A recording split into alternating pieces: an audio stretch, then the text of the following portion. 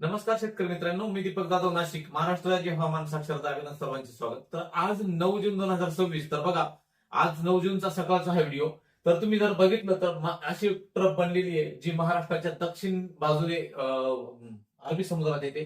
इथे एक कमी दाबाचं क्षेत्र आहे जे अरबी समुद्रात सक्रिय आहे आणि त्याच्यामुळे मान्सून पुश जरी झाला असला तर मुंबईपर्यंत आज दाट ढग त्या ठिकाणी वाहताना दिसले. कदाचित आज दुपारनंतर थोडा मान्सून अपडेटेड म्हणजे की मान्सून थोडा पुढे सरकताना दिसतो. परंतु एक वेगळी सिस्टम अशी की ही सिस्टम मागील 4 दिवसापासून मॉडेल हे गुजरातकडे जाताना दिसत होते. परंतु जर विदेशी मॉडेलच्या आणि आता आयएमडी देखील दाखवायला लागली की ती सिस्टम ही पुन्हा एकदा केरळकडे सरकताना दिसते.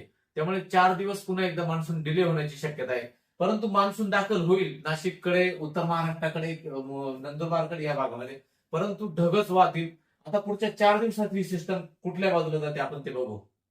बघा, जर बघितलं तर 9 तारखेला ही सिस्टम जवळपास तुम्ही बघा ह्या ठिकाणी होती. तर 10 तारखेला थोडी खालच्या बाजूला सरकली. कर्नाटक, हुबळी वगैरे तुम्ही बघू शकता की थोडासा हा दायरा खालच्या बाजूला झाला, म्हणजे पावसाचा फ्लो हा खालच्या बाजूला होतो. आणि 11 तारखेला जर बघितलं तर बघा ते अगदीच खालच्या बाजूला बँगलोरच्या जवळ अगदी मदुराईकडे इकडे सरकले. त्यावेळेस महाराष्ट्रामध्ये पावसाची इंटेन्सिटी तर काही भागात असेल परंतु कमी होईल ती. तर 12 जूनला बघा काय सिस्टम होते, एक तटवर्ती भागात असून हे पुन्हा एकदा केरळकडे हे कमी दाबाचं क्षेत्र हे आलं. जर गुजरातकडे आलं असतं तर मुसळधार पाऊस त्या ठिकाणी सुरू झाला असता. आजची सकाळची सॅटेलाइट चित्र बघा मित्रांनो की या ठिकाणी ते लो प्रेशर बनलेले आणि महाराष्ट्राच्या या भागात जे ढगाळ वातावरण दिसतंय, आजही दुपारनंतर त्या ठिकाणी मुसळधार पाऊस आहे. काल बऱ्याच भागात जोरदार पाऊस झाला. परंतु पाऊस कुठे कमी आहे तर नाशिक, धुळे, नंदुरबार, जळगाव आणि जो काही तटवर्ती भाग आहे, हा जो भाग उत्तर भाग, जसं जसं महाराष्ट्राच्या उत्तरेला जावं. परंतु खालच्या भागामध्ये सातारा, सांगली, कोल्हापूर, सोलापूर, सिंधुदुर्ग, त्यानंतर धाराशिव ह्या भागामध्ये चांगला पाऊस त्या ठिकाणी होत आहे. आणि हा पाऊस मात्र नागपूरच्या, गडचिरोली, गोंदियाच्या भागातही आज पावसाची शक्यता या दुपारनंतर बनत आहे. तापमान पुन्हा एकदा 45 अंश सेल्सिअस हे नागपूरचं गेलंय. इकडे नाशिककडे जर बघितलं तर एक पाऊस मान्सून पुढील काळामध्ये आपल्याकडे 12, 13 तारखे, 14 तारखेपर्यंत ऑनसेट तर होईल. परंतु मॉडेल फॉरकास्टिंग असं दिसतंय, लक्षात घ्या माझे जे हवामान अंदाज असतात की जे मॉडेलमध्ये जे बदल होईल तो तुमच्यापर्यंत आणण्याचा माझा प्रयत्न असतो. कदाचित 12, 13, आज जर 9 तारीख आहे तर 12, 13, 14 तारखेनंतर मान्सून हा मुंबई, नाशिकसह त्या भागात पसरेल. परंतु असं दिसतंय की फारसा जोर पावसात नसणार आहे. 14 तारखेनंतर पावसाच्या ऍक्टिव्हिटी ज्या नाशिककडे, उत्तर महाराष्ट्राकडे वाढताना दिसतात, खालच्या भागात तर तो असणारच आहे.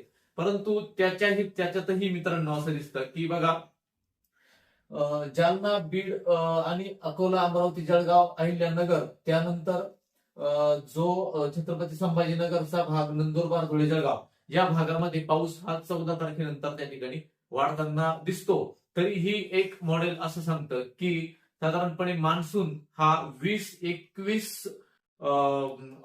जून नंतर सक्रिय होताना त्या ठिकाणी दिसतो. तुम्हाला असं दिसेल आता की मान्सून तर येईल 12 तारखेला आपल्याकडे, 12, 13 तारखेला मान्सून येईल. ढगाळ वातावरण असतील, ढग वाहतील, सगळ्या गोष्टी होतील.